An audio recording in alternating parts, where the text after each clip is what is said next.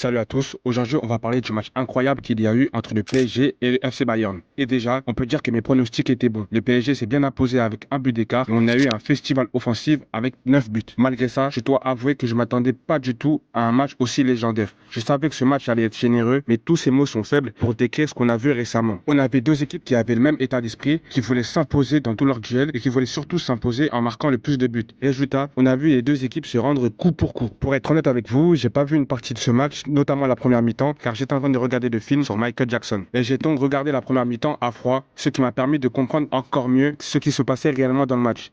Ce que j'ai apprécié, c'est qu'on a eu des joueurs qui ont confirmé leur forme et d'autres leur statut. Je parle par exemple d'Ousmane Dembélé qui a assumé son ballon d'or et son statut en ayant inscrit un doublé dont un but sur penalty. On a aussi Kvaratskhelia qui a lui aussi marqué 2 buts et qui compte maintenant 10 buts en Ligue des Champions cette saison. Ce gros doublé a confirmé son énorme forme en ce moment. Mais il faut aussi parler du trio d'attaque du Bayern car Luis Diaz, Olysée et Harry Kane ont réussi à marquer lors de ce match. Au-delà du nombre de buts qui est 9, on avait beaucoup de qualité lors de ces actions, notamment sur le premier but de Kvara où il va éliminer son adversaire direct avec un passement de jambe et ensuite marquer. Ou le contrôle magnifique de Luis Diaz sur son but qui lui a permis d'éliminer facilement Marquinhos. Le seul point noir de ce match, c'est la blessure d'Hakimi qui devra rater le match retour à l'Allianz Arena. Ce match a créé de nombreuses réactions, bonnes comme mauvaises. Et ce qu'on peut dire, c'est qu'il y a vraiment une très grosse différence entre le match du FC Bayern et du PSG et celui de l'Atlético de Madrid et Arsenal. À ce sujet, Mikel Arteta, l'entraîneur d'Arsenal, a tenu à souligner la différence d'adversité avec le Bayern, le PSG et Arsenal, notamment au niveau du championnat. Mais pour être honnête, Arsenal est une équipe qui ne fait rêver personne et son match face à l'Atlético était très compliqué à regarder, ce qui n'était pas du tout le cas pour le match du PSG face au FC Bayern. En tout cas, j'ai hâte d'être au match retour pour voir qui va s'imposer et va donc rejoindre cette finale de Ligue des Champions.